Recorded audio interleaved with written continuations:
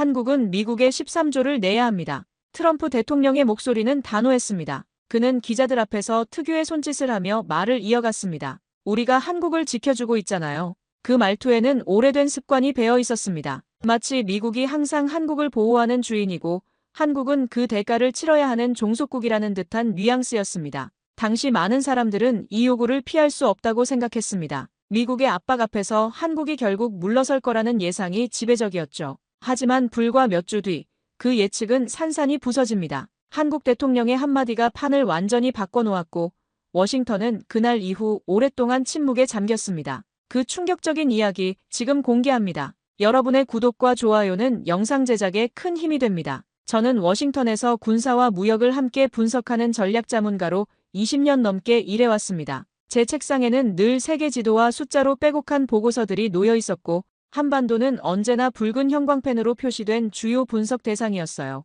매주 월요일마다 열리는 아시아 태평양 전략회의에서 저는 한국 관련 브리핑을 담당했습니다. 국방부 펜타곤 건물 3층에 위치한 회의실에서 진행되는 이 모임은 언제나 긴장감이 흘렀죠. 참석자들은 각자 두꺼운 파일을 들고 와서 최신 정보를 공유했고 저는 그 중에서도 한반도 안보 상황과 경제 지표를 종합적으로 분석하는 역할을 맡고 있었습니다. 저와 제 동료들은 한국을 우호적인 동맹이지만 결국 미국의 안보 우산 없이는 버티기 힘든 나라로 인식했어요. 이건 단순한 편견이 아니라 수십 년간 축적된 데이터와 분석 결과에서 나온 결론이었습니다. 1953년 휴전협정 이후 지속된 주한미군 주둔, 북한의 지속적인 군사적 위협, 그리고 중국의 부상이라는 지정학적 현실을 고려할 때 당연한 판단이라고 생각했거든요. 제 동료 중 한 명인 마이클 톰슨은 항상 한국 없는 아시아 전략은 상상할 수 없지만 미국 없는 한국 안보도 마찬가지다라고 말하곤 했어요. 그는 한국 전쟁 참전 용사의 아들로서 특히 한미동맹의 중요성을 강조했습니다. 또 다른 동료인 에임스는 경제 전문가였는데 그 역시 한국 경제의 미국 의존도를 보면 선택의 여지가 없다는 입장을 고수했죠. 제가 작성하는 보고서는 국방부, 국무부, 그리고 백악관 국가안전보장회의에 정기적으로 제출되었습니다. 그 보고서들에는 한결같이 비슷한 결론이 담겨 있었어요. 주한미군 철수가 거론되면 안보 공백이 생길 거라는 가정은 의심조차 하지 않았습니다. 관세 협상이 시작되면 한국은 수출 의존도를 이유로 빨리 양보할 것이라고 생각했지요. 실제로 제가 2018년 9월에 작성한 142페이지짜리 보고서에는 한국의 대미 수출 의존도 25.1%, 반도체 분야 63.7% 이상이라는 수치와 함께 경제적 압박 시 2~3개월 내 타협 예상이라는 전망이 들어있었거든요. 그 보고서는 당시 국방장관실과 통상대표부에서 높은 평가를 받았고 저는 나름대로 정확한 분석을 했다고 자부했습니다. 특히 저는 한국의 경제 구조를 분석할 때마다 이런 확신을 갖게 되었어요. GDP 대비 수출 비중이 42.3%를 넘는 나라에서 미국이라는 거대 시장을 잃을 위험을 감수하며 버틸 수 있을까? 제 계산으로는 절대 불가능했습니다. 더군다나 한국 기업들의 대미 수출 의존도, 특히 삼성과 SK하이닉스 같은 반도체 기업들의 미국 시장 매출 비중이 30%를 넘고 현대기아차 같은 자동차 기업들도 미국에서 연간 150만 대 이상을 판매하는 상황을 고려하면 선택의 여지가 없어 보였거든요. 제 엑셀 스프레드시트에는 미국 시장 완전 차단 시 한국 GDP 최대 2.8% 감소, 실업률 0.7%p 상승이라는 시뮬레이션 결과가 붉은 글씨로 표시되어 있었어요. 이 수치들은 국제통화기금과 세계은행의 데이터를 기반으로 한 것이어서 신뢰도가 높다고 생각했습니다. 그래서 트럼프 전 대통령이 13조 원은 당연히 받아야 한다고 말했을 때도 저는 전혀 놀라지 않았어요. 그는 취임 초기부터 줄곧 우리가 한국을 지켜준다.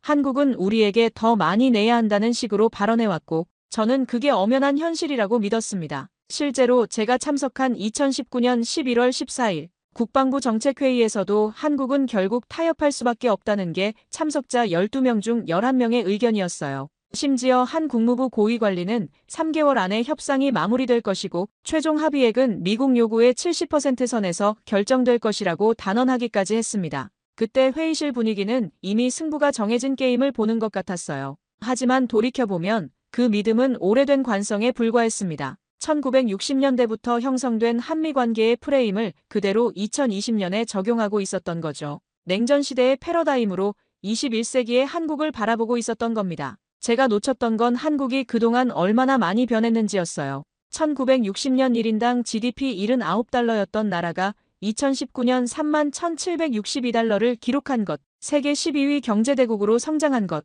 그리고 무엇보다 이제는 미국에 일방적으로 의존하지 않는 다각화된 경제구조를 갖추게 된 것 말이에요. 대중국 수출이 전체의 25.1%를 차지하고 아세안과의 교역도 급증해서 이제 일본을 넘어선 상황, 그리고 유럽연합과의 FTA까지 체결한 상황을 저는 제대로 파악하지 못했던 거죠. 특히 K-팝, K-드라마로 대표되는 한류의 경제적 파급 효과나 한국이 5G, 배터리, 조선업에서 세계 최고 수준의 기술력을 보유하게 된 것도 간과했어요. 그 관성이 무너지기 시작한 건 한국 대통령의 한 질문을 들었을 때부터였습니다. 2019년 말 미국 정부는 주한미군 방위비 분담금을 기존의 5배 이상 올리겠다는 요구를 공식화했습니다. 금액으로 환산하면 약 50억 달러, 당시 환율로 6조 원이 넘는 액수였지만 일부 미 언론은 13조 원 수준의 목표치를 거론하기도 했어요. 저는 그날 오후 3시에 열린 긴급 브리핑에서 이 소식을 처음 들었습니다. 국방부 차관보가 직접 나와서 한국의 경제 성장에 비해 방위비 분담금이 너무 적다며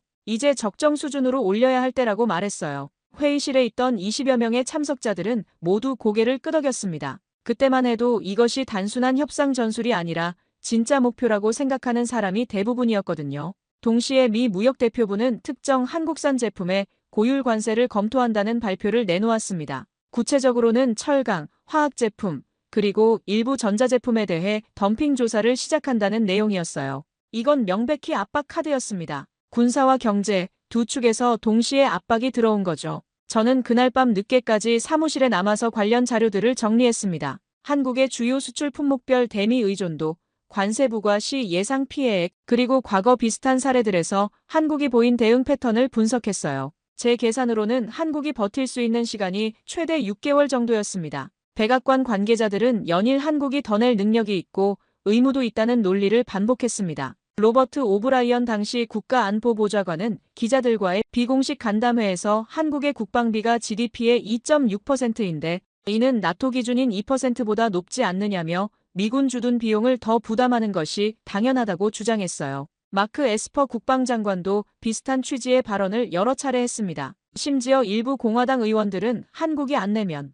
주한미군 규모를 줄이는 것도 고려해야 한다는 강경한 입장을 내놓기도 했어요. 워싱턴 내부에서도 대부분은 한국이 결국 타협할 것이라고 전망했죠. 제가 참석한 12월 3일 국방부 정책회의에서는 참석자 15명 중 14명이 한국의 양보는 시간 문제라는 의견을 냈습니다. 한 CIA 분석관은 한국 정부 내부에서도 이미 타협안을 검토하고 있다는 정보가 있다고 말하기까지 했어요. 저 역시 그날 제출한 보고서에 방위비 30-40% 인상, 일부 관세 수용이라는 결론을 담았습니다. 이는 한국의 경제적 취약성과 안보 의존도를 종합적으로 고려한 결과였어요. 특히 저를 확신하게 만든 건 한국의 수출 구조였습니다. 당시 한국의 대미 수출은 전체의 13.6%를 차지했는데 이를 단순히 봐서는 그리 높지 않아 보일 수 있어요. 하지만 제가 주목한 건 품목별 집중도였습니다. 반도체의 경우 대미 수출 비중이 63%에 달했고 자동차는 28%, 화학제품은 31%였거든요.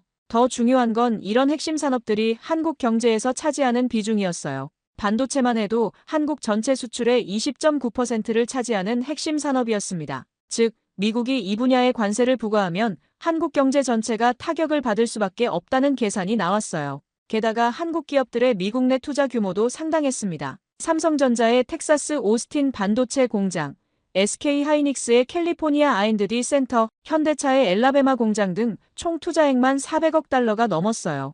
이런 자산들이 인질로 잡힐 수 있다는 점도 한국에게는 부담이 될 것이라고 판단했습니다. 저는 이런 요소들을 종합해서 한국은 협상 테이블에서 강하게 나갈 수 없다는 결론에 도달했어요. 당시 서울의 반응은 조용했습니다. 즉각적인 항의나 감정적인 반박 대신 상황을 지켜보는 듯 했어요. 한국 외교부는 관련 내용을 검토 중이라는 공식 입장만 반복했고 청와대도 별다른 성명을 내지 않았습니다. 이런 침묵을 보면서 저와 동료들은 한국이 이미 타협을 준비하고 있다고 해석했어요. 마이클 톰슨은 조용한 건 좋은 신호다. 감정적으로 대응하지 않고 현실적으로 접근하고 있다는 뜻이라고 말했습니다. 하지만 그 침묵이 곧 전략이었다는 것을 저는 나중에서야 알게 되었습니다. 한국은 감정적으로 반발하는 대신 차근차근 대응책을 준비하고 있었던 거예요. 미국의 요구를 법적, 경제적, 군사적 관점에서 면밀히 분석하고 동시에 여러 시나리오에 대한 대비책도 마련하고 있었습니다. 저희가 조용하다고 해석한 그 시간 동안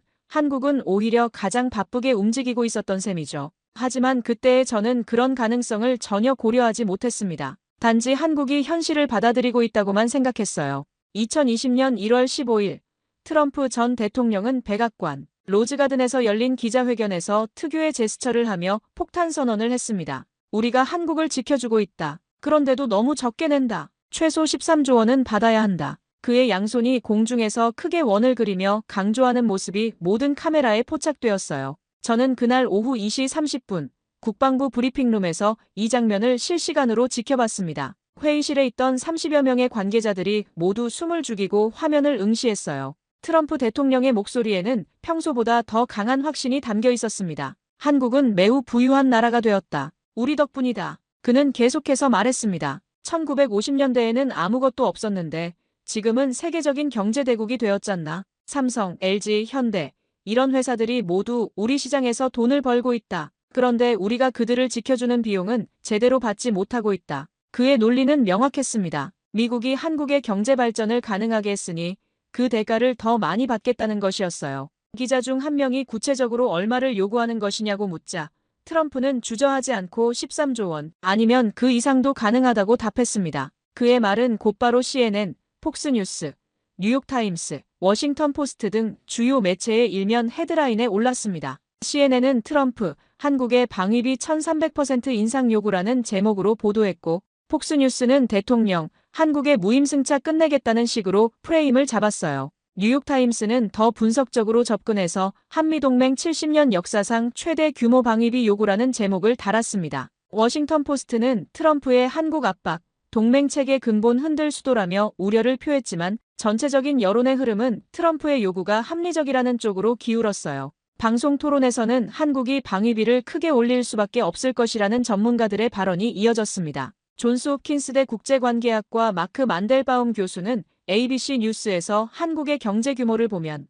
현재 방위비 분담금은 터무니없이 적다며 최소 3~4배는 올려야 현실적이라고 말했어요. 전 국방부 차관보 출신인 랜달 슈라이버도 한국이 거부할 경우 주한미군 감축도 불가피하다는 입장을 밝혔습니다. 심지어 CNN의 한 군사 전문가는 미군이 빠지면 한국은 하루도 버티지 못한다며 비웃듯 말하기도 했어요. 공화당 소속 의원들의 반응은 더욱 강경했습니다. 한 상원 의원은 트위터에 한국은 우리의 보호 아래 번영했다. 이제 그 대가를 제대로 치를 때라고 썼고 동맹은 일방적 봉사가 아니다라며 트럼프를 지지했어요. 하원에서도 비슷한 목소리들이 나왔습니다. 공화당 하원 의원 40명이 서명한 공동성명에는 한국의 경제력에 걸맞은 방위비 부담이 필요하다는 내용이 담겼습니다. 워싱턴 싱크탱크들의 분석도 대체로 트럼프의 요구를 지지하는 방향이었어요. 헤리티지 재단은 한국의 방위비 분담 비율이 독일 27%, 일본 75%에 비해 현저히 낮다는 보고서를 발표했습니다. 전략국제문제연구소도 한국의 GDP 대비 방위비 분담금 비율이 0.17%에 불과하다며 최소 0.5%까지는 올려야 한다는 분석을 내놓았어요. 이런 수치들이 언론에 인용되면서 한국이 정말로 적게 내고 있다는 여론이 형성되었습니다. 국방부 회의실 안에서도 분위기는 비슷했습니다. 협상은 미국이 주도하고 한국은 최종적으로 양보할 것이라는 생각이 지배적이었죠. 제가 참석한 1월 17일 정책조정회의에서 한 국방부 고위 관계자는 이번에는 정말 강하게 밀어붙여야 한다며 한국이 버티려고 해도 6개월을 넘기기 어려울 것이라고 전망했어요. 국무부에서 온 참석자도 경제 제재까지 거론하면 한국은 금방 협상 테이블로 나올 것이라고 말했습니다. 당시에 저는 한국이 버티는 모습을 상상조차 하지 못했습니다. 제가 작성한 시나리오 분석에는 3가지 경우의 수가 있었어요. 첫 번째는 즉시 타협, 두 번째는 3개월 후 타협, 세 번째는 6개월 후 타협이었습니다. 한국이 끝까지 거부하거나 오히려 반격에 나선다는 시나리오는 아예 없었어요. 제 동료들도 마찬가지였습니다. 사라 윌슨은 한국 기업들의 로비가 곧 시작될 것이라고 예측했고 마이클 톰슨은 한국 정부가 국내 여론을 달래기 위해 몇 달 정도는 버티겠지만 결국 현실을 인정할 수밖에 없다고 말했어요. 하지만 몇 주 뒤 서울에서 전혀 다른 메시지가 날아올 줄은 몰랐습니다. 그 한 문장은 제 예측을 송두리째 바꿔놓았고 워싱턴의 모든 계산을 무너뜨렸어요. 저는 그때까지도 한국을 과소평가하고 있었던 거죠. 한국 대통령이 단상에 올라 차분히 입을 열었을 때 저는 워싱턴의 사무실에서 실시간 중계를 지켜보고 있었어요. 그때까지만 해도 저는 한국이 미국의 요구에 대한 공식적인 수용 입장을 발표할 것이라고 예상했습니다. 회의실에는 저를 포함해 12명의 동료들이 앉아 있었고 모두들 드디어 한국이 타협안을 내놓는구나라는 표정을 짓고 있었어요. 마이클 톰슨은 커피잔을 들고 이제 구체적인 숫자가 나오겠네라고 중얼거렸고 사라 윌슨은 노트북을 열어 협상 분석 자료를 준비하고 있었습니다. 그런데 대통령의 첫 마디가 우리 모든 예상을 뒤엎었습니다. 미국이 지켜주는 겁니까? 아니면 우리가 함께 지키고 있는 겁니까? 그 말은 마치 공기 속에 파문처럼 번졌습니다. 저는 순간 귀를 의심했어요. 혹시 통역에 문제가 있었나 싶어서 한국어 원문을 다시 들어봤지만 분명히 그렇게 말한 게 맞았습니다. 회의실 안은 갑자기 조용해졌어요. 모두들 화면을 뚫어져라 쳐다보며 다음 말을 기다렸습니다. 이건 우리가 예상했던 시나리오와는 완전히 다른 전개였거든요. 기자들의 펜이 일제히 움직였고 그들의 표정에는 놀라움이 묻어났습니다. 한국 기자들도 외신 기자들도 마찬가지였어요. 아무도 이런 직설적인 질문이 나올 거라고 예상하지 못했던 것 같았습니다. 대통령은 잠시 숨을 고르더니 이어서 말했습니다. 70년간 이어져온 한미동맹은 미국의 일방적인 보호가 아니라 공동의 이익을 위한 상호 협력이었습니다. 이 점을 분명히 하고 싶습니다. 그의 목소리는 차분했지만 단호했어요. 감정적이지 않으면서도 강한 의지가 느껴졌습니다. 대통령은 이어서 현행 한미방위비 협정의 구조와 한국이 이미 부담하고 있는 토지기지 운영비를 구체적으로 설명했습니다. 한국은 현재 주한미군 기지 토지의 100%를 무상으로 제공하고 있습니다. 이 토지의 가치만 연간 15억 달러에 상당합니다. 저는 깜짝 놀랐어요. 제가 워싱턴에서 봤던 브리핑에서는 거의 언급되지 않던 내용이었거든요. 또한 기지 건설과 유지 보수, 전력과 용수 공급, 환경 개선 비용 등을 포함하면 한국의 실질적 부담액은 공식 분담금의 3배가 넘습니다. 더 놀라운 건 그 다음이었어요. 대통령은 문서 파일을 들어보이며 말했습니다. 이것은 미 국방부가 2018년에 의회에 제출한 보고서입니다. 여기에는 주한미군 주둔이 미국의 아시아 태평양 전략의 핵심적 역할을 한다고 명시되어 있습니다. 또한 한국 주둔 비용이 괌이나 하와이 주둔 비용의 3분의 1 수준이라는 분석도 포함되어 있어요. 저는 그 순간 얼굴이 빨개지는 걸 느꼈습니다. 그 보고서는 분명히 제가 검토했던 자료 중 하나였는데 그런 내용이 있다는 걸 간과했던 거예요. 따라서 사실에 근거하지 않은 일방적인 증액 요구는 수용할 수 없습니다. 대통령의 이 말은 명확한 거부 의사였습니다. 하지만 그는 여기서 끝내지 않았어요. 다만 한미동맹의 미래 발전을 위해서라면 언제든 건설적인 논의를 할 준비가 되어 있습니다. 단, 그 논의는 상호 존중과 사실에 기반해야 합니다. 이 부분에서 저는 한국의 전략을 어렴풋이 깨닫기 시작했어요. 단순한 거부가 아니라 협상의 프레임 자체를 바꾸려는 시도였던 거죠. 기자들의 질문이 쏟아졌습니다. 미국의 강력한 요구에도 불구하고 거부하는 이유는 무엇입니까? 한 외신 기자가 물었어요. 대통령은 미소를 지으며 답했습니다. 거부가 아닙니다. 정확한 사실 확인을 요청하는 것입니다. 동맹은 일방이 다른 일방에게 요구하는 관계가 아니라 함께 문제를 해결해 나가는 관계입니다. 그렇다면 미군 철수 가능성에 대해서는 어떻게 생각하십니까? 또 다른 기자가 물었어요. 이 질문에 대한 대통령의 답변은 정말 인상적이었습니다. 미군이 한국에서 철수한다면 그것은 미국이 아시아 태평양에서의 영향력을 포기한다는 의미입니다. 과연 미국이 그런 선택을 할까요? 전 그렇지 않다고 생각합니다. 이 말을 들은 순간 저는 미국의 압박이 얼마나 허상에 기반하고 있었는지 깨달았어요. 그 순간 저는 미국이 흔히 쓰던 협상 프레임이 완전히 깨지고 있다는 것을 느꼈습니다. 그동안 우리는 미국이 한국을 지켜준다는 일방적 관계로 동맹을 이해했는데 한국 대통령은 우리가 함께 지킨다는 상호적 관계로 재정의하고 있었던 거예요. 그 한 문장은 단순한 반박이 아니라 동맹의 역할과 책임을 새로 정의하는 출발점이었습니다. 회의실에 있던 동료들의 표정도 점점 굳어졌어요. 마이클 톰슨은 이건 예상과 완전히 다른데라고 중얼거렸고 사라 윌슨은 노트북 화면을 멍하니 바라보고 있었어요. 저 역시 마찬가지였습니다. 그동안 제가 작성했던 모든 분석 보고서가 틀렸다는 걸 인정해야 하는 순간이었거든요. 한국 대통령의 기자회견을 본 다음 날 저는 직접 확인하기 위해 서울행 비행기에 몸을 맡겼습니다. 14시간의 긴 비행 동안 저는 계속 생각했어요. 과연 한국이 정말로 미국의 압박을 버틸 수 있을까?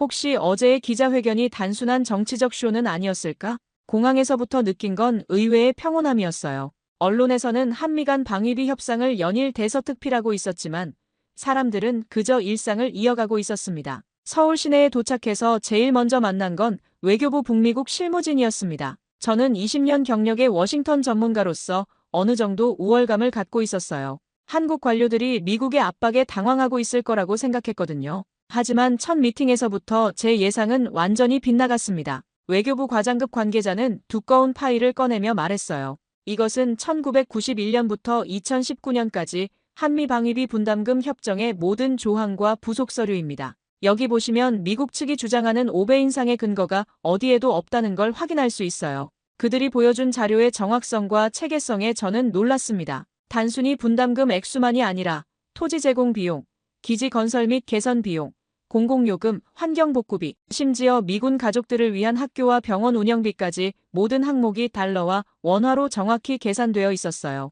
현재 우리가 공식적으로 분담하는 금액은 연간 1조 389억 원이지만 실제 부담액은 이것의 3.2배인 3조 3,200억 원에 달합니다. 담당자는 각 항목을 하나씩 짚어가며 설명했습니다. 이는 미국 국방부 자료와도 일치하는 수치예요. 더 놀라운 건 그 다음이었어요. 국방부 관계자들과의 면담에서 나온 이야기였습니다. 우리는 2018년부터 이미 이런 상황을 대비해왔습니다. 국방부 정책실장이 말했어요. 트럼프 대통령의 아메리카 퍼스트 정책과 기존 동맹국들에 대한 압박 패턴을 분석해보니 언젠가는 한국도 타겟이 될 것이라는 걸 예상할 수 있었거든요. 그들은 일본의 오모이아리 예산 협상 과정, 독일의 주동미군 기지 관련 협상, 심지어 나토 회원국들의 국방비 분담 논란까지 모두 연구해 놓았더라고요. 그래서 우리가 준비한 건 3가지 시나리오였습니다. 담당자는 계속 설명했어요. 첫 번째는 협상을 통한 합리적 해결, 두 번째는 장기전 대비, 세 번째는 최악의 경우인 미군 철수 상황에 대한 대응이었어요. 저는 깜짝 놀랐습니다. 미군 철수까지 고려하고 있었다는 게 믿어지지 않았거든요. 물론 세 번째 시나리오가 현실화될 가능성은 낮다고 봅니다. 미국에게도 전략적 손실이 너무 크니까요. 하지만 만약의 경우를 대비해서 자주 국방 능력 강화 계획도 이미 수립해 놓았습니다. 심지어 관세 압박 가능성에 대비한 산업계의 대응 계획도 이미 가동 중이었습니다. 산업통상자원부에서 만난 관계자는 더욱 구체적인 자료를 보여줬어요. 우리는 작년부터 주요 수출 기업들과 함께 공급망 다변화 프로젝트를 진행해 왔습니다. 대체 수출 루트, 생산지 이전, 신흥시장 진출 계획까지 구체적인 수치와 일정표가 정리되어 있었어요. 삼성전자의 경우 베트남 공장 증설을 통해 대미 수출 물량의 40%를 우회할 수 있고 SK하이닉스는 중국과 대만 공장을 활용한 대안을 마련했습니다. 자동차 업계의 준비도 철저했어요. 현대차그룹은 이미 인도와 터키 공장에서 미국 수출용 차량을 생산할 수 있는 체계를 구축했습니다. 관세가 부과되더라도 6개월 내에 생산지를 완전히 이전할 수 있어요. 화학업계도 마찬가지였습니다. 우리 화학기업들은 동남아시아와 중동 시장 개척에 집중하고 있습니다. 대미 의존도를 현재 28%에서 15% 이하로 줄이는 게 목표예요. 저는 이 모든 준비가 트럼프 대통령의 공식 발언 이전부터 진행돼 왔다는 사실에 가장 놀랐습니다. 우리는 2018년 중간선거 이후부터 이런 가능성을 열어두고 준비해왔어요. 한 청와대 관계자의 말이었습니다. 미국의 대외 정책 변화를 예의주시하면서 다양한 시나리오에 대비한 것이죠. 미국식 즉흥 압박과 달리 한국은 오래전부터 시나리오별 대응책을 켜켜이 준비하고 있었던 겁니다. 금융 부문의 대비책도 인상적이었어요. 우리는 달러 유동성 위기에 대비해서 중국, 일본과의 통화 스와프를 확대했고 유럽중앙은행과도 협정을 체결했습니다. 한국은행 관계자의 설명이었어요. 또한 국가신용 등급에 미칠 영향을 최소화하기 위해 주요 신용평가사들과도 지속적으로 소통하고 있습니다. 이런 차원에서의 준비까지 되어 있다는 건 정말 예상하지 못한 일이었어요. 심지어 여론관리 전략도 치밀했습니다. 우리는 국민들이 이 상황을 감정적으로 받아들이지 않도록 지속적으로 소통하고 있어요. 정부 관계자는 말했습니다. 팩트에 기반한 정보 제공과 우리의 대응 방향에 대한 투명한 설명을 통해 국민적 신뢰를 유지하는 게 중요하다고 봅니다. 실제로 여론조사 결과도 정부의 대응을 지지하는 비율이 70%를 넘고 있었어요. 서울에서 3일간 머물면서 진행한 조사와 대화를 거치면서 제 시각은 완전히 바뀌었습니다. 저는 그동안 한국의 대응을 감정적인 반발이나 단순한 정치적 제스처로 여겼지만 실제로는 철저한 자료 검증과 전략 계획의 결과물이었어요. 마지막 날 오후, 저는 명동의 한 카페에 앉아 지난 며칠간 수집한 자료들을 정리하고 있었습니다. 그때까지만 해도 믿기 어려웠거든요. 제가 20년간 쌓아온 분석 프레임이 이렇게 허무하게 무너질 줄은 상상도 못했어요. 가장 큰 깨달음은 방위비 증액, 요구에 즉각 반박하지 않은 것도 시간을 벌어 대응안을 완성하기 위한 선택이었다는 점이었습니다. 저는 처음에 한국의 침묵을 타협 준비로 해석했지만 실제로는 반격 준비였던 거죠. 외교부 관계자와의 마지막 면담에서 이 부분이 명확해졌어요. 우리가 조용했던 이유는 감정적으로 대응하면 협상에 도움이 되지 않기 때문이었습니다. 대신 미국 측 주장의 논리적 허점을 찾고 우리의 입장을 뒷받침할 수 있는 객관적 자료를 준비하는 데 집중했어요. 그들이 보여준 분석의 깊이는 정말 놀라웠습니다. 미국 국방부의 2015년부터 2019년까지 예산 문서를 모두 확보해서 주한미군 관련 지출 내역을 항목별로 분석해 놓았더라고요. 여기 보시면 미국이 주한미군 유지에 실제로 지출하는 금액이 나와 있어요. 담당자가 엑셀 파일을 보여주며 설명했습니다. 연간 약 15억 달러인데 이 중에서 한국에서만 발생하는 순수 비용은 7억 달러 정도예요. 나머지는 어차피 미군이 본토나 다른 지역에 주둔해도 발생하는 인건비나 장비 유지비거든요. 더 중요한 건 이런 분석을 바탕으로 미국의 실제 부담과 한국의 기여도를 정확히 계산해 놓았다는 점이었어요. 미국이 현재 실제로 부담하는 순수 비용 7억 달러와 한국이 제공하는 직간접적 지원 31억 달러를 비교해보면 사실상 한국이 더 많이 부담하고 있다는 결론이 나옵니다. 이 수치를 처음 봤을 때 저는 정말 충격을 받았어요. 그동안 워싱턴에서 들었던 이야기와는 완전히 반대였거든요. 미국이 늘 지켜준다고 말했지만 실제로는 한반도 주둔이 미국에도 전략적으로 중요한 이익이라는 점을 한국은 정확히 알고 있었습니다. 국방연구원에서 만난 연구원은 이 부분을 더 자세히 설명해줬어요. 주한미군은 단순히 한국만을 위한 것이 아닙니다. 중국 견제, 일본과의 삼각동맹 구축, 동남아시아로의 전력 투사 등 미국의 아시아 전략 전체에서 핵심적 역할을 하고 있어요. 그는 지도를 펼쳐놓고 설명을 이어갔습니다. 만약 주한미군이 철수한다면 미국은 괌까지 후퇴해야 하는데 이는 중국에게 서태평양 전체를 내주는 것과 마찬가지입니다. 이런 전략적 가치를 고려하면 한국이 미국에 얹혀가는 관계가 아니라는 게 명확해졌어요. 실제로 미국 국방부 문서를 보면 주한미군 주둔은 미국의 국익에 부합한다는 표현이 반복적으로 나옵니다. 외교부 관계자의 말이었어요. 트럼프 대통령의 발언과는 달리 미국 안보 전문가들은 주한미군의 전략적 가치를 매우 높게 평가하고 있어요. 이 사실을 직시하자 트럼프 대통령의 13조 원은 당연하다는 발언이 단순한 요구가 아니라 협상 전술의 일환임을 이해하게 되었습니다. 그는 상대방의 약점을 찌르는 협상가였지만 한국은 그런 전술에 말려들지 않았던 거죠. 오히려 객관적 사실을 바탕으로 협상의 프레임 자체를 바꿔버렸어요. 가장 인상 깊었던 건 한국이 미국의 압박을 위기가 아니라 기회로 활용하고 있다는 점이었습니다. 이번 일을 통해 한미동맹의 진정한 가치와 상호 기여도가 명확해졌어요. 청와대 관계자의 말이었습니다. 앞으로는 보호받는 동맹이 아니라 가치를 공유하는 파트너로서 관계를 발전시켜 나갈 수 있을 것 같습니다. 실제로 한국의 대응은 다른 미국 동맹국들에게도 영향을 미치고 있었어요.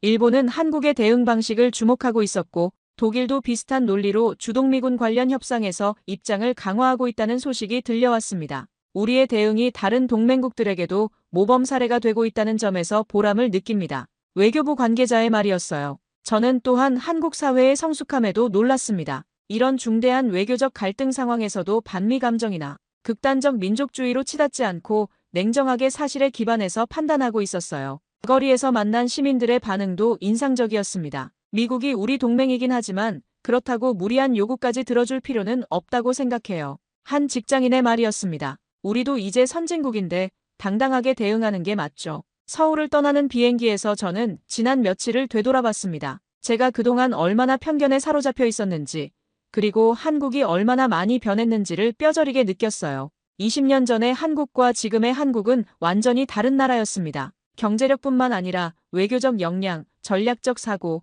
그리고 국가적 자신감까지 모든 면에서 성장해 있었어요. 서울에서 돌아온 다음 날, 저는 국방부 회의실에서 동료들에게 출장 결과를 보고하고 있었습니다. 회의실에는 평소보다 많은 사람들이 모여 있었어요. 국방부, 국무부, 심지어 CIA 분석관까지 총 25명이 참석했습니다. 저는 준비해온 프레젠테이션을 시작하면서 한국의 대응이 우리 예상과는 완전히 다르다고 말했어요. 하지만 처음에는 아무도 제 말을 진지하게 받아들이지 않았습니다. 마이클 톰슨은 그냥 시간 끌기 작전 아니냐며 고개를 저었고 사라 윌슨도 결국은 타협할 것이라는 입장을 고수했어요.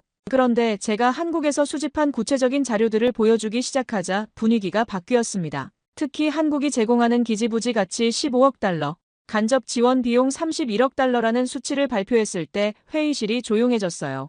이 자료가 정확한 건가?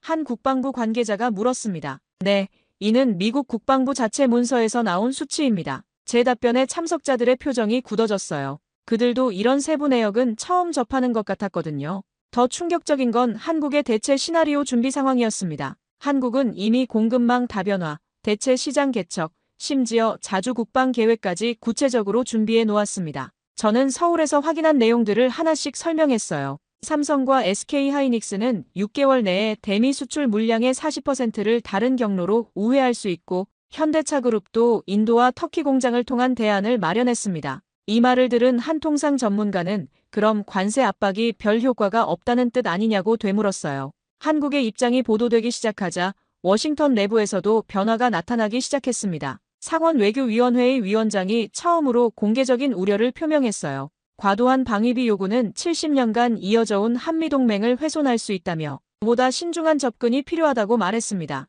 공화당 내에서도 균열이 나타났어요. 동맹국과의 협상에서 신뢰가 가장 중요하다며 트럼프와 다른 입장을 내비쳤습니다. 언론에서도 보도 방향이 달라지기 시작했어요. 뉴욕타임스는 기사에서 한국이 제공하는 기지부지, 시설, 인프라, 그리고 주둔 여건이 미군의 아시아 전략에 얼마나 중요한지를 상세히 다뤘습니다. 기사에는 주한미군 기지 이전 시 소요될 비용만 200억 달러가 넘는다는 국방부 내부 분석도 인용되었어요. 워싱턴 포스트도 한국의 전략적 가치 재평가 필요라는 제목의 사설을 실었습니다. CNN에서는 군사 전문가들이 나와서 한국 없는 아시아 전략은 상상하기 어렵다며 기존 입장을 수정하기 시작했어요. 가장 결정적인 변화는 국방부 내부에서 나타났습니다. 국방장관이 주재한 고위급 회의에서 비용 효과 분석이 다시 검토에 들어갔다는 소식이 들려왔어요. 저도 그 회의에 참석했는데 분위기가 완전히 달라져 있었습니다. 우리가 놓친 부분이 있는 것 같다며 장관이 입을 열었어요.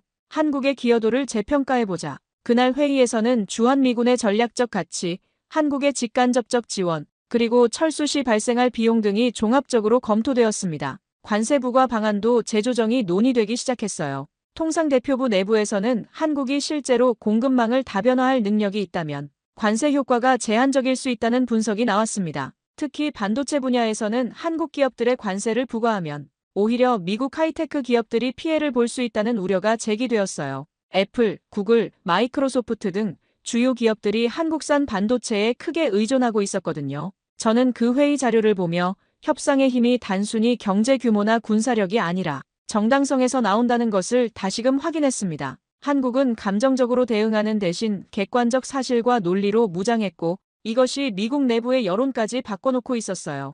더 놀라운 건 한국이 이런 변화를 예상하고 있었다는 점이었습니다. 서울에서 만난 외교부 관계자가 했던 말이 생각났어요. 미국은 민주주의 국가입니다. 사실이 알려지면 여론도 바뀔 수 있어요. 3월 초부터는 의회에서도 목소리가 나오기 시작했습니다. 하원 외교위원회의 위원장이 청문회를 요청했고 한미동맹의 가치와 비용을 객관적으로 평가해보자고 제안했어요. 상원에서도 비슷한 움직임이 있었습니다. 공화당의 원로 의원은 동맹은 장사가 아니다라며 트럼프의 접근 방식을 우회적으로 비판했어요. 싱크탱크들의 입장도 달라졌습니다. 그동안 트럼프를 지지했던 헤리티지 재단에서도 한국의 기여도를 종합적으로 고려할 필요가 있다는 보고서를 발표했어요. CSIS는 더 나아가 현행분담금 체계가 실제로는 균형적이라는 분석을 내놓았습니다. 브루킹스 연구소는 과도한 요구는 동맹체계 전체를 불안정하게 만들 수 있다며 우려를 표명했어요. 가장 인상적이었던 건 한국계 미국인 커뮤니티의 역할이었습니다.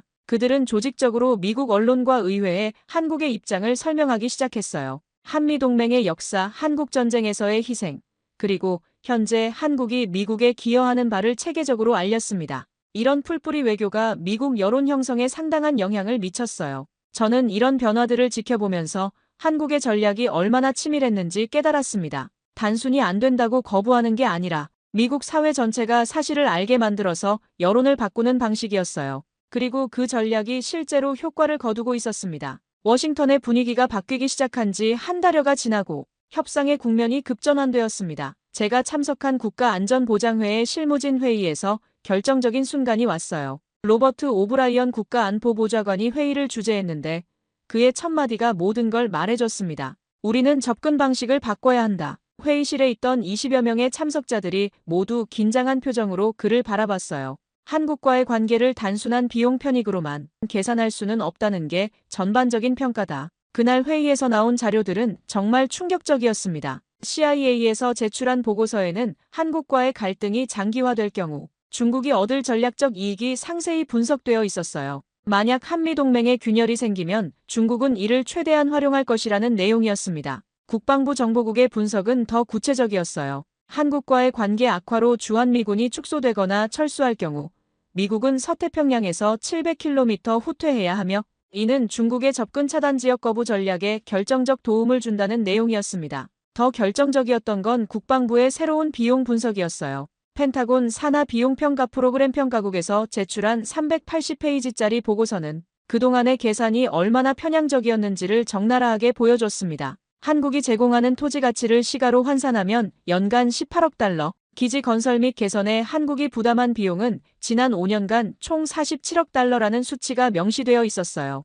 가장 놀라운 건 주한미군 철수 시 대체 기지 건설 비용이 최소 280억 달러라는 추산이었습니다. 마크 에스퍼 국방장관의 입장 변화도 뚜렷했습니다. 상원 국방위원회 청문회에서 그는 한국은 이미 상당한 기여를 하고 있다며 방위비 협상은 상호 이익에 기반해야 한다고 증언했어요. 이는 트럼프 대통령의 기존 입장과는 180도 다른 발언이었습니다. 청문회에 참석한 민주당 의원들은 물론이고 공화당 의원들도 대부분 에스퍼의 입장에 동조했어요. 국무부의 변화는 더욱 드라마틱했습니다. 국무장관이 기자회견에서 한미동맹은 미국 외교 정책의 초석이라며 파트너십은 일방적 요구가 아니라 상호 존중에 기반해야 한다고 말했어요. 이는 사실상 트럼프의 13조 원 요구를 포기한다는 신호였습니다. 폼페이오는 이어서 한국과의 협상에서 우리는 보다 현실적이고 합리적인 접근을 할 것이라고 덧붙였어요. 의회의 압력도 거셌습니다. 상원에서는 초당적으로 한미동맹 지지 결의안이 통과되었어요.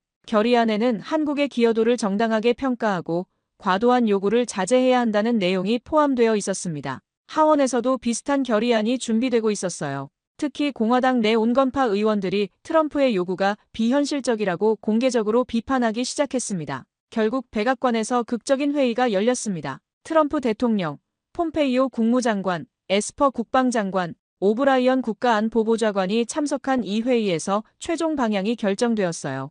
저는 직접 참석하지는 못했지만 회의 결과를 전해 들었습니다. 대통령이 결국 현실적 접근에 동의했다는 것이었어요. 13조 원 요구는 사실상 철회되고 대신 합리적 수준의 증액으로 방향을 선회한다는 내용이었습니다. 미국 측은 더 이상 일방적 요구를 하지 않았고 한국 측도 건설적 대안을 제시하기 시작했습니다. 특히 한국이 제안한 단연도 협정 아이디어가 주목받았어요. 기존의 1년 단위 협정 대신 3에서 5년 단위로 예측 가능한 체계를 만들자는 것이었습니다. 관세 압박 문제는 더 빨리 해결되었습니다. 미 통상대표부는 한국에 대한 추가 관세 검토를 중단한다고 발표했어요. 표면적으로는 코로나19 대응을 위한 협력 강화를 이유로 내세웠지만 실제로는 관세 효과가 제한적이라는 판단 때문이었습니다. 한국 기업들의 공급망 다변화 능력을 확인한 이상 관세로는 원하는 압박 효과를 얻기 어렵다는 게 중론이었어요. 협상 과정에서 가장 인상적이었던 건 양국 실무진의 태도 변화였습니다. 이제는 우리가 얼마를 받을까가 아니라 어떻게 하면 동맹을 더 효과적으로 만들까를 고민하게 되었어요. 한국 측에서도 단순한 거부가 아니라 대안적 기여 방안들을 적극 제시했습니다. 사이버 보안 협력 강화, 인도 태평양 전략에서의 역할 확대, 제3국 공동 개발 프로젝트 등이 논의되었어요. 합의 내용은 미국이 처음 요구한 50억 달러나 13조 원과는 거리가 멀었어요. 더 중요한 건 인상률이 전년도 한국 국방 예산 증가율과 연동되는 구조였다는 점이에요. 이는 일방적 요구가 아니라 상호 합의에 기반한 체계였습니다. 협정 기간도 기존 1년에서 5년으로 연장되었어요. 이는 한국이 제안한 예측 가능성 확보가 받아들여진 결과였습니다. 더 이상 매년 협상으로 불확실성을 겪지 않아도 되게 된 거죠. 저는 서명식 장면을 보며 트럼프 대통령의 초기 발언과는 전혀 다른 결말이 나왔다는 사실을 실감했습니다. 2021년 3월 SMA 서명 이후부터 지금까지 한미 관계는 근본적으로 변화했습니다. 저는 이 변화를 가장 가까이서 지켜본 증인 중 하나예요. 바이든 행정부가 출범하면서 대화의 톤 자체가 완전히 달라졌거든요. 2021년 5월 한미 정상회담에서 바이든 대통령이 한국은 미국의 가장 중요한 동맹 중 하나라고 말했을 때 저는 트럼프 시절에 13조 원을 내라는 발언과의 차이를 뼈저리게 느꼈습니다. 이제는 보호자와 피보호자라는 오래된 틀을 벗어나 책임을 나누는 동맹의 성격이 강해졌어요. 가장 눈에 띄는 변화는 한국의 자주 국방 의지였습니다. 2027년까지 GDP 대비 국방비를 2.8%로 늘리고 첨단 무기 체계 개발에 집중적으로 투자한다는 계획이었습니다. 저는 그 계획서를 처음 봤을 때 정말 놀랐어요. 한국형 전투기 KF-21, 차세대 전차 K2 흑표, 그리고 한국형 미사일 방어 체계 등 모든 분야에서 자립 능력을 갖추겠다는 의지가 담겨 있었거든요. 실제로 그 계획들이 현실화되는 모습도 인상적이었습니다. KF-21 전투기의 첫 비행을 봤을 때의 감동은 지금도 잊을 수 없어요. 한국이 세계에서 8번째로 초음속 전투기를 독자 개발한 나라가 된 거였습니다. 더 놀라운 건 이 전투기의 수출 가능성이었어요. 인도네시아, 폴란드, 심지어 사우디아라비아까지 관심을 보이고 있다는 소식을 들었을 때 저는 한국이 이제 무기 수입국이 아니라 수출국으로 변신하고 있다는 걸 실감했습니다. 주한미군과의 관계도 완전히 달라졌어요. 기존의 주둔 보호 관계에서 협력 상호 보완 관계로 변한 거죠. 2023년부터 시작된 새로운 연합훈련 체계가 이를 보여줍니다. 한국군이 주도하는 훈련이 늘어났고 미군은 지원 역할을 하는 경우가 많아졌어요. 특히 사이버전, 우주전 같은 신영역에서는 한국이 오히려 앞서 나가는 분야도 생겼습니다. 저는 2023년 8월 을지자 유방패 훈련을 참관했는데 한국군의 지휘 능력과 첨단 장비 운용 수준에 정말 놀랐어요. 경제 분야에서도 한국의 위상이 크게 달라졌습니다. 반도체, 배터리, 조선업에서 한국은 이제 세계 최고 수준의 기술력을 보유하고 있고 K-팝과 K-드라마로 대표되는 문화 콘텐츠까지 합쳐지면서 소프트 파워까지 갖추게 되었습니다.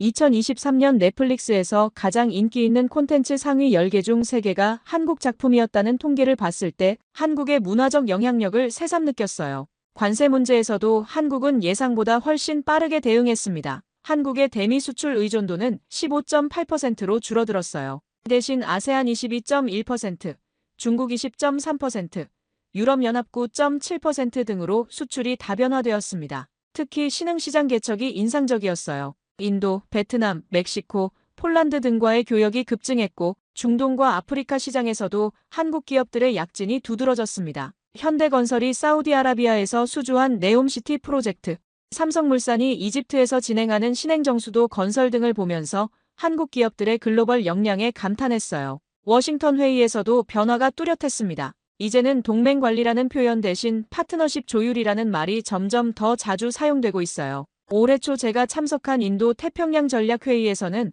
한국을 핵심 파트너로 분류하고 일본, 호주와 동등한 위치에서 논의했습니다. 한국의 의견이 미국의 정책 결정에 실질적으로 반영되는 사례도 늘어났어요. 특히 대중정책에서 한국의 입장이 상당히 중요하게 고려되고 있습니다. 군사기술 협력도 획기적으로 발전했습니다. 한국이 폴란드에 K2 전차 1000대, K9, 자주포 672문을 수출하기로 한 계약은 그야말로 충격적이었어요. 계약 규모만 140억 달러에 달했거든요. 더 놀라운 건 이 계약이 나토 표준에 맞는 무기체계라는 점이었습니다. 한국이 이제 서방 무기체계의 일원이 되었다는 의미였어요. 미국도 한국의 무기 수출을 적극 지원하고 있습니다. 기술 이전 승인, 핵심 부품 공급 등에서 과거와는 비교할 수 없을 정도로 협조적이에요. 사이버 보안과 우주 분야에서의 협력도 눈부십니다. 2022년 한국이 독자 발사체 누리호로 위성을 성공적으로 궤도에 올렸을 때 나사에서 축하 메시지를 보내온 건 정말 인상적이었어요.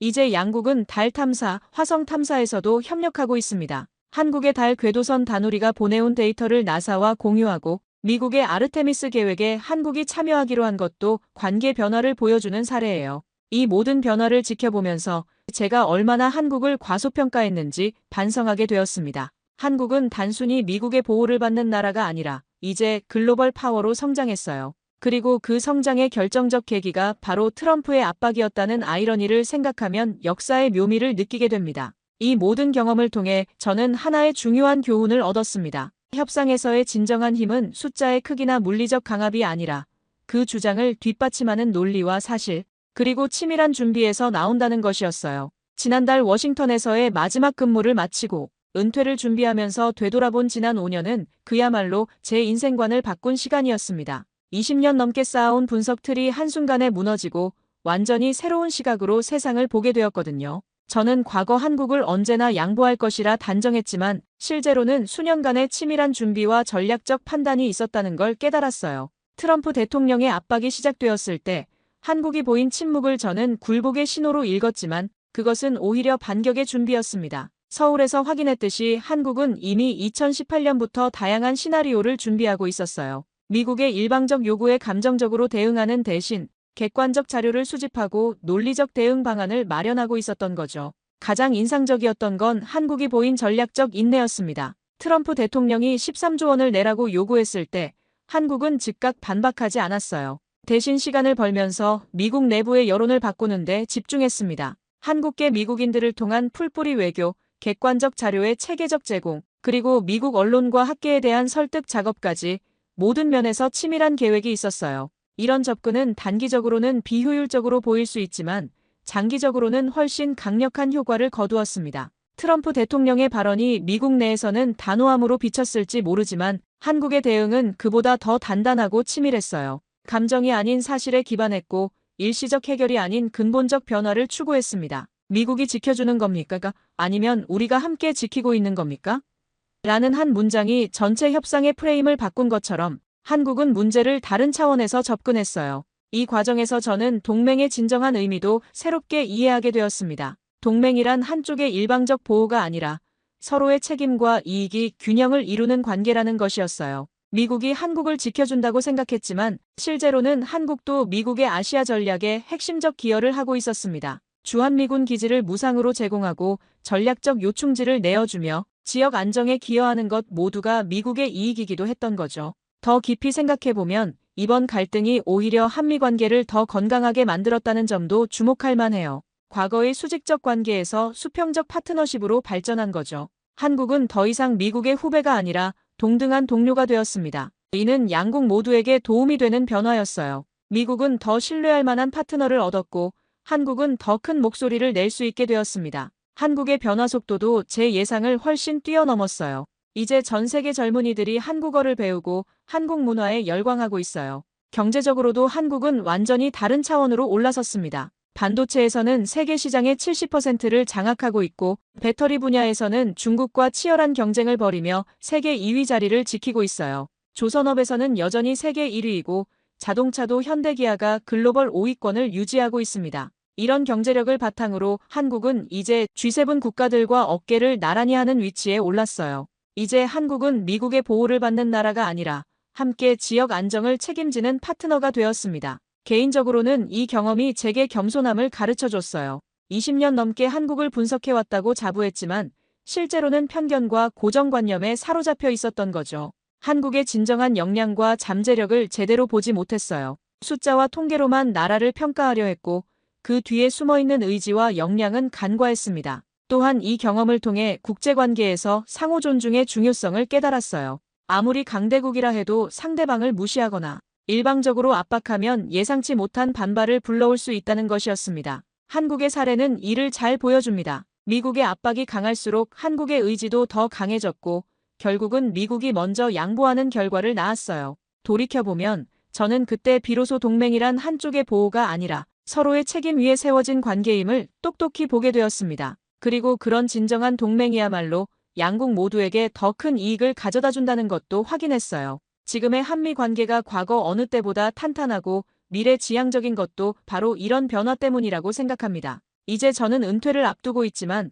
한국에 대한 관심과 애정은 더욱 깊어졌습니다. 앞으로도 한국이 어떤 놀라운 변화를 보여줄지 기대가 됩니다. 그리고 제 경험담이 다른 분석가들에게도 도움이 되었으면 좋겠습니다. 세상을 보는 관점을 고정시키지 말고 항상 열린 마음으로 변화를 읽어나가야 한다는 교훈을 말입니다. 오늘 사연에 대한 여러분의 생각을 댓글로 남겨주세요. 감동뭉클에서는 여러분의 소중한 마음을 모아 사연 주인공들에게 전해드리고 있습니다. 여러분 주변에 감동적이거나 재미있는 실제 사연들을 제보받고 있으니 언제든 저희 공식 메일로 제보해주세요. 오늘 들려드린 사연에 공감하셨다면 구독과 좋아요 눌러주시고 주변 분들과도 공유해주세요. 여러분의 작은 관심과 응원이 더욱 좋은 콘텐츠를 만드는 데 큰 힘이 됩니다. 오늘도 여러분의 하루의 작은 즐거움이라도 되었기를 바라며 지금까지 감동뭉클이었습니다. 끝. 끝까지 시청해주셔서 감사합니다. 다음에 더 감동적인 사연으로 찾아뵙겠습니다.